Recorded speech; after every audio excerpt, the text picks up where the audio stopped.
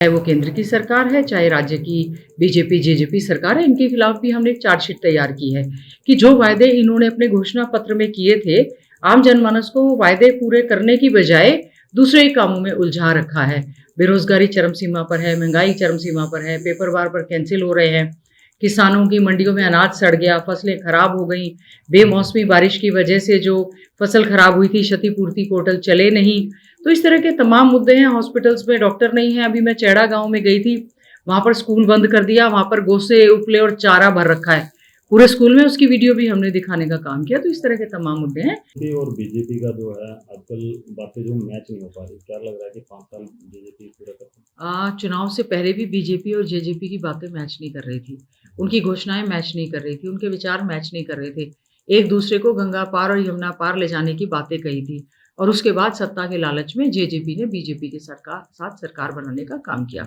इन्होंने कहा था हम कॉमन मिनिमम प्रोग्राम बनाएंगे, घोषणाएं करेंगे, 5100 पेंशन देंगे, अच्छी शिक्षा देंगे, बहुत से वायदे किए गए थे।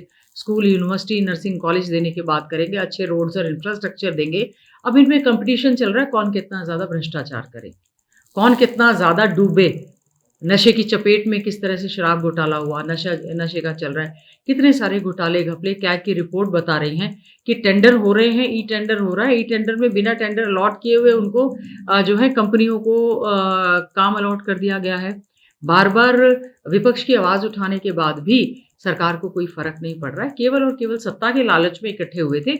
अब सत्ता के ही लालच में दोनों में इस तरह के विवाद देखने को मिल रहे हैं, और हरियाणा की जो हमारी जनता है वो भुगत रही है कि कैसी सरकार हमने बना दी। देश में बहुत ही दुर्भाग्यपूर्ण स्थिति पैदा हो गई है। हमारी देश की बेटियां हैं, आन बान शान है हमारा, जिनके ऊपर बढ़ता हुआ अपराध, यौन शोषण के मामले तक दर्ज हैं, और न्यायपालिका सर्वोच्च न्यायालय के बाद एफआईआर दर्ज हुई, उसके बावजूद भी कोई ज़्यादा कार्रवाई नहीं हो रही है। सारी बीजेपी, चाहे वो केंद्र की बात करूं, चाहे राज्य की बात करूं, और उनके साथ के जो अलायंस पार्टीज़ हैं, वो सारे के सारे अपने सांसद जिनके ऊपर यौन अपराध के मामले एफआईआर दर्ज हो चुकी है, उनके पक्ष में, उनके पाले में खड़े हुए नजर आते हैं। और वो ये इल्ज़ाम लगाते हैं कि चौधरी भूपेंद्र सिंह हुड्डा जी, दीपेंद्र हुड्डा जी, कांग्रेस पार्टी इसमें राजनीति कर रही है। ये पहली बात तो कोई राजनीतिक मुद्दा नहीं है, ये एक बहुत बड़ा एक सामाजिक मुद्दा है, बहन बेटियों की इज्जत आबरू से जुड़ा हुआ मुद्दा है। कांग्रेस ने हमेशा साथ दिया था, देते रहेंगे, और आगे भी हमारा संघर्ष बेटियों के लिए जारी रहेगा।